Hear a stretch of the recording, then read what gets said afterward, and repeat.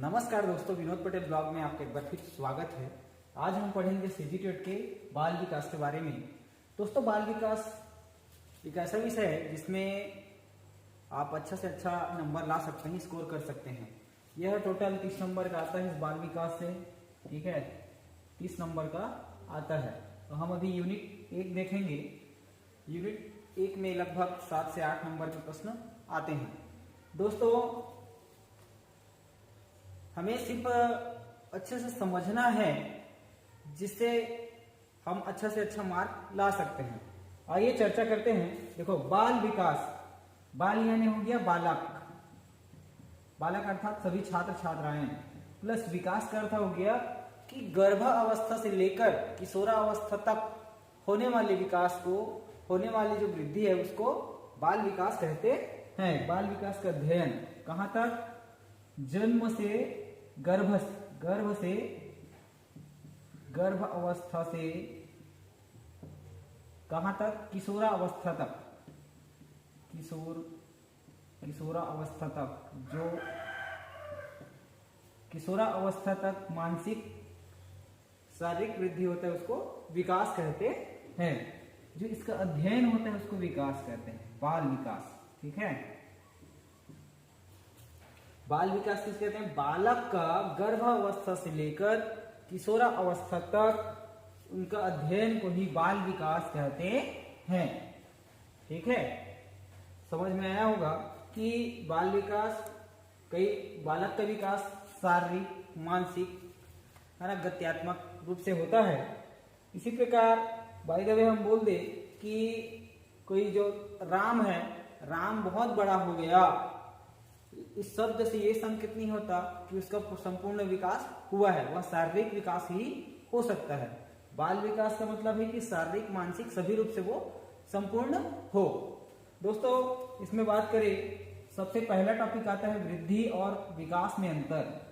वृद्धि और विकास में अंतर, वृद्धि क्या होता है और विकास क्या होता है, इसमें से प्रश्न बनते हैं। वृद्धि क्या होता है? यह एक बाह्य आकार में वृद्धि होता है। बाह्य आकार में वृद्धि बाह्य आकार होता है ना, बाह्य में बाह्य परिवर्तन होता है। ठीक है, बाह्य परिवर्तन होता है और इसमें क्या होता है? आंतरिक परिवर्तन होता है। ठीक है, आंतरिक परिवर्तन, आंतरिक परिवर्तन होता है। दूसरा हम मान लिया जाए, इसमें क्या होता है? वृद्धि कुछ देर, कुछ बार जैसे अवस्था बढ़ते जाता है तो वृद्धि रुक जाती है। वृद्धि क्या हो जाती है? एक निश्चित समय होती है, एक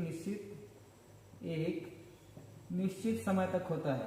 ठीक है, निश्चित समय तक होता है। लेकिन यही हम बात करें तो यह जीवन पर्यंत चलता है। विकास जो है जीवन के अंतिम क्षणों तक भी चलता है। तीसरा पॉइंट हम बात करें तो जो वृद्धि है वह एक निश्चित क्रम में नहीं होता है। वृद्धि का क्रम निश्चित नहीं होता है, निश्चित नहीं होता है। ठीक है, नहीं होता है। अगर हम इसकी बात करें विकास का, तो विकास एक निश्चित क्रम में होता है। विकास एक निश्चित क्रम में होता है।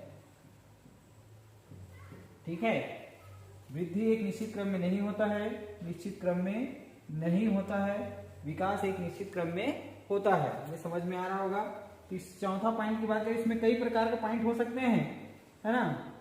वृद्धि का कोई लक्ष्य नहीं होता है, वृद्धि का कोई लक्ष्य नहीं होता है, लक्ष्य नहीं होता है, नहीं होता है। ठीक है, लेकिन आपके विकास का कोई ना कोई लक्ष्य होता है। विकास में कोई ना कोई लक्ष्य होता है। ठीक है दोस्तों, आगे है कि वृद्धि को हम माप सकते हैं। वृद्धि को क्या कर सकते हैं? वृद्धि को सीधा मापा जा सकता है। ठीक है, सीधा मापा जा सकता है, लेकिन विकास को सीधा नहीं मापा जा सकता। विकास को सीधा नहीं मापा जा सकता है। ठीक है दोस्तों, बात को यार ध्यान रखेंगे, है ना, पुस्तक से पढ़ लेंगे, इसमें से प्रश्न आते हैं। आगे आपका है वृद्धि और विकास हो गया। अब बात करें दोस्तों विकास की विभिन्न अवस्थाओं की। विकास की कौन कौन सी अवस्थाएं होती है तो बता देता हूं। गर्भावस्था, गर्भ से जन्म तक, गर्भावस्था गर्भ से जन्म तक, शैशवावस्था जन्म से 5 वर्ष तक, उसके बाद आता है बाल्यावस्था 5 वर्ष से 12 वर्ष तक, किशोरावस्था 12 से 18 वर्ष तक, प्रौढ़ अवस्था 18 से 35 या 50 आप अपने अनुसार ले सकते हैं। ठीक है, और वृद्ध अवस्था है 50 से मृत्यु तक। तो दोस्तों इसमें से अंदर से प्रश्न पूछे जाएंगे या ऐसा भी पूछा जाता है, ये क्या है, एक मत में बनाया गया है। कोई अलग अलग जो विद्वान है वो अलग अलग अवस्थाएं बनाया है, कोई 3 ही बनाया है, कोई 4 बनाया है, कोई 5 बनाया है। तो जो सर्वमान्य है उसको हम लिए हैं। तो गर्भावस्था में देखो तो टोटल 3 अवस्थाएं बनता है गर्भावस्था का। पहला होता है, दूसरा होता है, तीसरा होता है। ये ध्यान देने वाली बात है ना, आप ध्यान से देखिएगा कि जो होता है गर्भावस्था में सबसे पहले होता है डिंब अवस्था। डिंब अवस्था ये दोस्तों लगभग गर्भधारण के 14 दिन तक रहता है। ठीक है, 2 सप्ताह 3 सप्ताह 14 दिन तक रहता है डिंब अवस्था में। कितने दिन?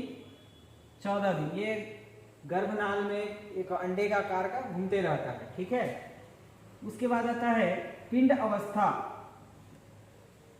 पिंड अवस्था लगभग तीसरे चौथे सप्ताह से 3 माह तक रहता है।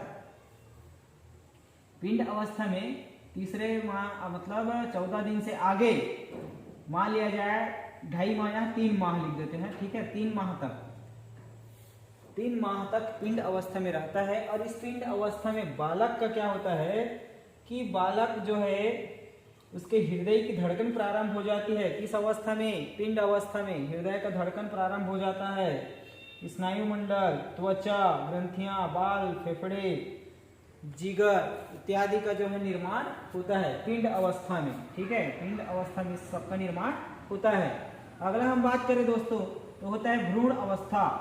ठीक है, भ्रूण अवस्था।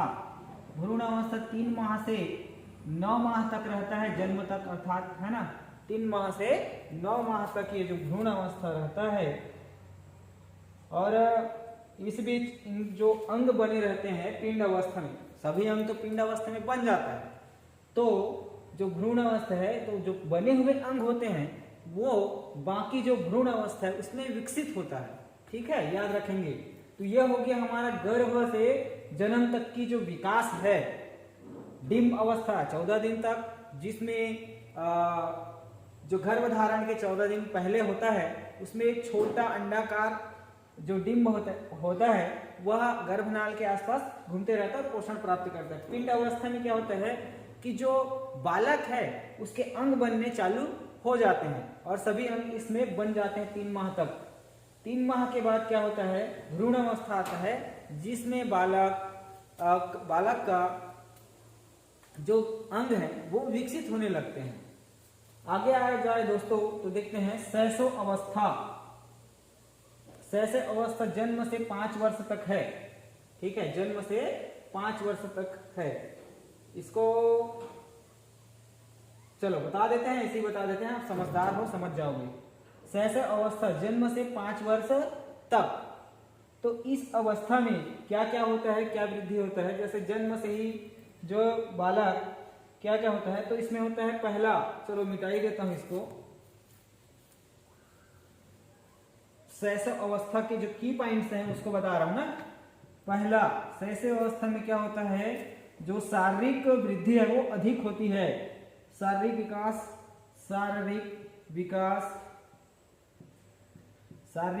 अधिक होता है। ठीक है, शारीरिक विकास अधिक होता है।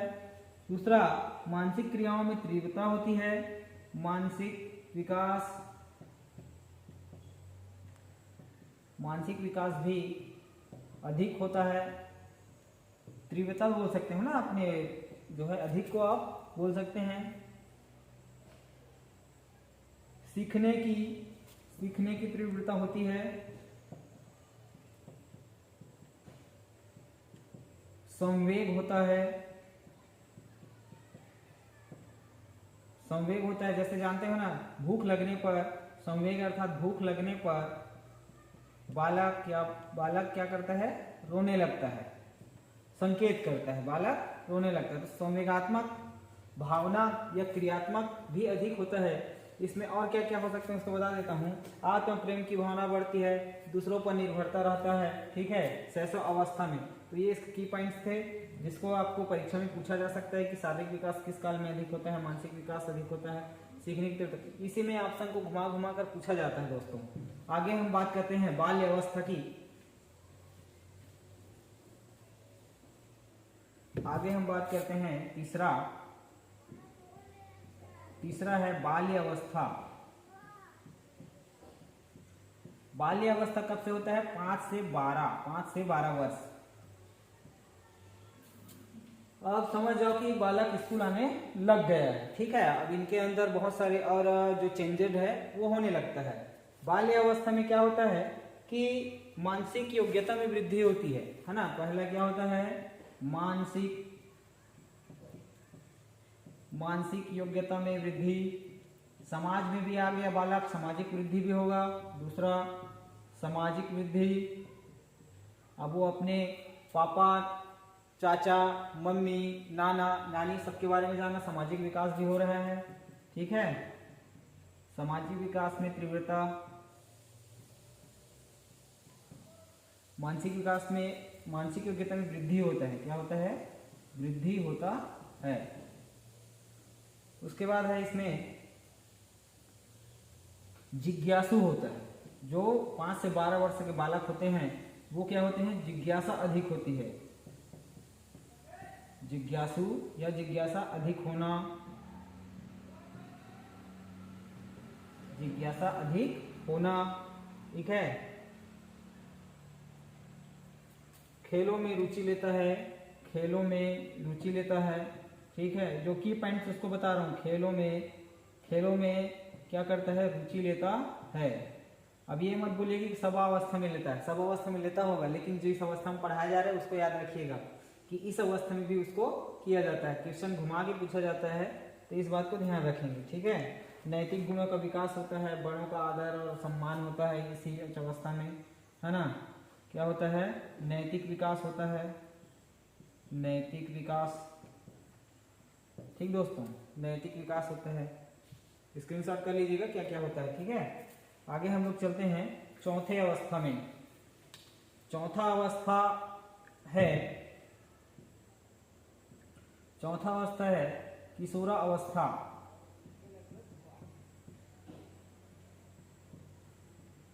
किशोरा अवस्था जिसमें 12 से 18 वर्ष तक के बालक आते हैं। किशोरावस्था में 12 से 18 वर्ष तक के बालक आते हैं। इसमें क्या क्या विकास होता है उसको देखते हैं। तो सबसे पहले शारीरिक परिवर्तन होने लगता है। जो जननांग है उनका विकास होने लगता है ना। 12 से 18 वर्ष की उम्र में सबसे मेन पॉइंट है जो है शारीरिक परिवर्तन। शारीरिक परिवर्तन होता है ना। इसी में लिंगों का उत्तेजना होना, लिंगों का उत्तेजना, ठीक है, लिंगों का उत्तेजना इसी में होता है। किशोरावस्था को तूफान काल भी कहते हैं ना। क्या काल कहते हैं, तूफान काल, विकास का तूफान काल, ठीक है। शारीरिक लिंगों का उत्तेजना होना, चाहे वह बालक हो या बालिका हो, ऐसा होता है, ठीक है। मानसिक विकास अधिक होता है, मानसिक विकास अधिक होता है।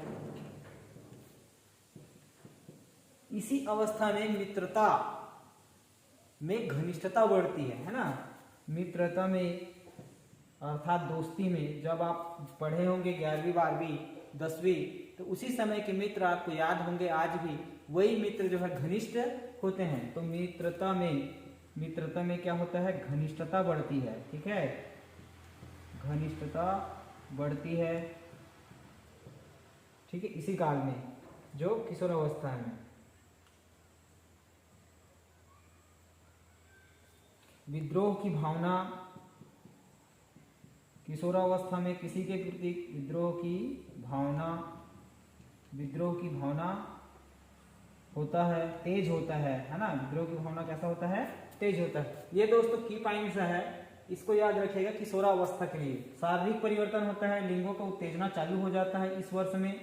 शारीरिक परिवर्तन मतलब उनके जो गुप्तांग है उसमें बालों का आना वगैरह है। लिंगों का उत्तेजना, मानसिक विकास का अधिक होना, मित्रता में घनिष्ठता बढ़ती है, सबसे विद्रोह की भावना हो जाता है, एक अपने आप में सेल्फ कॉन्फिडेंस बढ़ जाता है।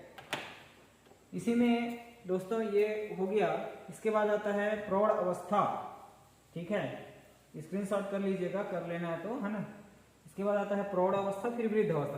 प्रौढ़ अवस्था के बारे में बता देता हूँ। 18 से 35 से 50 भी बोल सकते हैं। प्रौढ़ अवस्था में क्या होता है, आदमी अपने गृहस्थ जीवन या अपने जो है सर्विस, नौकरी वगैरह के बारे में ज्यादा सोचता है और उनका जो विकास है वो हो जा रहता है। वृद्ध अवस्था में आदमी धार्मिक क्रियाकलाप में अधिक हिस्सा लेता है। आगे हम बात करें बालक का सामाजिक विकास, ये हो गया, ठीक है, बालक विकास। तो विभिन्न अवस्थाओं में बालक का समाज में कैसा जुड़ता है, ठीक है, सामाजिक विकास,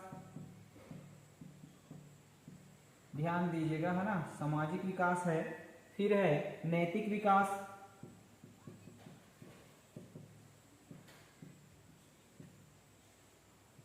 फिर है संवेगात्मक,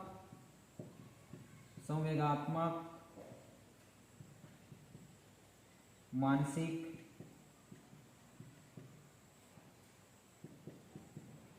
इसी में चर्चा करेंगे शारीरिक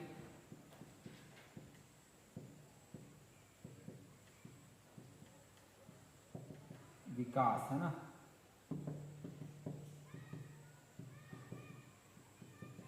ठीक है दोस्तों, सामाजिक विकास कब होता है इसके बारे में चर्चा करें तो सामाजिक विकास जब शैशव अवस्था या बाल्य अवस्था में आता है तब ज्यादा सामाजिक विकास होता है। नैतिक विकास यानी सामाजिक विकास मतलब समझ गए कि बाल्य अवस्था में जैसा आया, है ना, बाल्य अवस्था में जैसे आया फिर वो अपने रिश्तेदारों, आस पड़ोसियों को पहचानने लगता है, वो है सामाजिक विकास, ठीक है। नैतिक विकास क्या है, नैतिक विकास में क्या होता है कि हम अपने जो बालक को देखते हैं कि वह 5 वर्ष की उम्र या उससे अधिक उम्र में वो शब्दों को जानने लगता है, सत्यता, ईमानदारी, झूठ बोलना, सच बोलना, ये सभी चीजें उनका एक नैतिक विकास में आता है। तो ये भी कब से चालू हो जाता है, बाल विकास, बाल्यकाल से ना, ये सभी जो है बाल विकास बाल्यकाल से चालू हो जाता है। संवेगात्मक, भय क्रोध खुशी दुखी संवेगात्मक में आता है ना। इसमें नैतिक में क्या आएगा, सच सत्य असत्य, ठीक है, सत्य असत्य, ईमानदार, ठीक है, ईमानदार, ये सभी चीज आएगा। सामाजिक में परिवार को जानना, परिवार, आस पड़ोस, परिवार में कौन कौन होते हैं, है ना, दादा दादी, पापा मम्मी, ये सबको जान लेता है सामाजिक विकास में ना। कब से चालू होता है, बाल विकास, बाल्यकाल से। कब से, बाल्यकाल में, बाल्यकाल से, ठीक है। नैतिक विकास सत्य असत्य, ईमानदार, है ना, निश्चलता, ये सब इसमें आ जाएगा। आप और की पॉइंट जोड़ सकते हैं, जो मेन है उसको बता रहा हूं। संवेगात्मक हम जानते हैं कि ये तो शैशव अवस्था से प्रारंभ होता आता है, जब जन्म से शैशव अवस्था से ही प्रारंभ हो जाता है ना, शैशव अवस्था। जैसे बताया था कि भूख लगने पर बच्चा रोने लगता है तो संवेग उसमें आ जा रहता है, ठीक है। इसमें संवेग में क्या होता है, भूख लगना, ठीक है, भय, क्रोध, सुखी, खुश, है ना, खुश रहना, खुश रहना, दुखी रहना, ये किसमें आएगा आपका दोस्तों? संवेगात्मक में। ये कब से चालू होता है? शैशवावस्था से, है ना।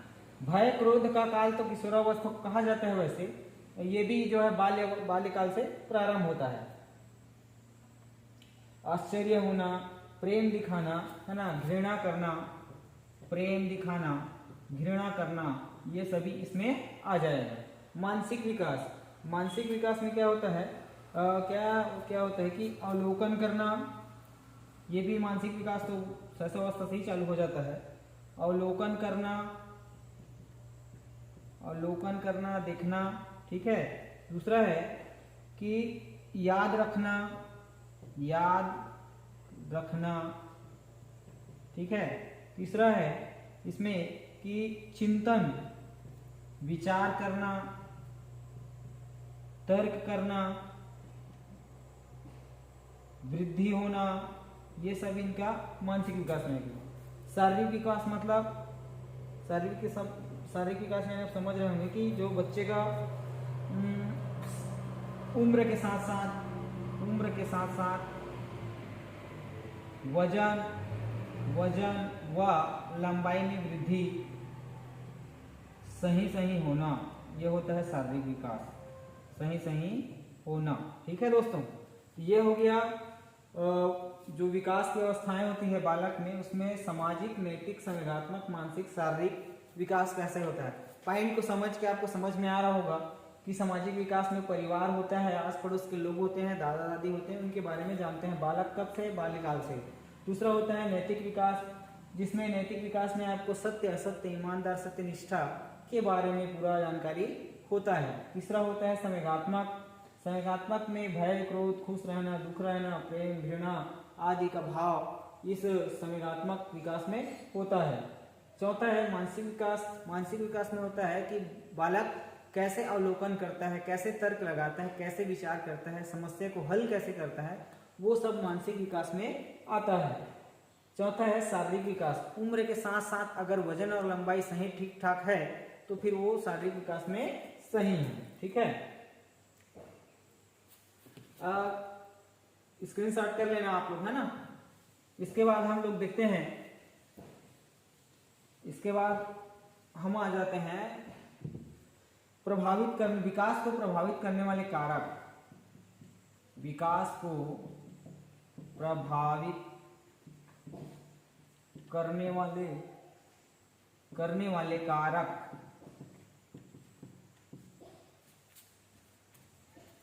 विकास को प्रभावित करने वाले कारक। तो विकास को प्रभावित करने वाले कारक कौन कौन से हो सकते हैं उसको देखते हैं। तो इसमें होता है पहला वंशानुक्रम, वंशानुक्रम होता है, ठीक है। दूसरा होता है वातावरण या पर्यावरण, जो भी बोल सकते हैं। तीसरा होता है बुद्धि। ये 2-3 प्रकार के होते हैं, है ना। लिंग हो सकता है या वो क्या हो सकता है, बुद्धि। विकास को प्रभावित करने वाले कारक मेन 3 ही हैं। वंश के अनुसार उसका जो कद, मानसिक या शारीरिक विकास होता है। वातावरण, जैसे हम पहाड़ी क्षेत्रों के लोगों को देखते हैं कि उनका हाइट कम रहता है ना। बुद्धि भी जो है वो विकास को प्रभावित करते हैं। जिसकी बुद्धि कम होती है वो कम विकसित होता है ना। इसी प्रकार हम बोल सकते हैं लिंग, जेंडर का भी प्रभाव विकास में जो है पड़ता है। जन्म, क्रय, रोग के कारण ये आदि इत्यादि पड़ते रहता है। आगे जो है एक पुनर्बलन सिद्धांत है। उसके आगे पुनर्बलन यानी क्या होता है, रीइंफोर्समेंट, कि बच्चों को बार बार जब बच्चा को कोई चीज़ सिखाते हैं, जैसे किसी बच्चे को बोल सकते हैं कि तुम्हारा हाथ को गर्म दूध में डालो, तो क्रिया के प्रति उत्तर उनके शरीर में आता है। ये हमारा आज का था बाल विकास की अवस्थाएं, बाल विकास। इसमें से 7 नंबर के प्रश्न आपको आएंगे दोस्तों। तो आज के वीडियो में इतना ही, फिर आपको एक नया वीडियो लाएंगे आगे, ठीक है। धन्यवाद।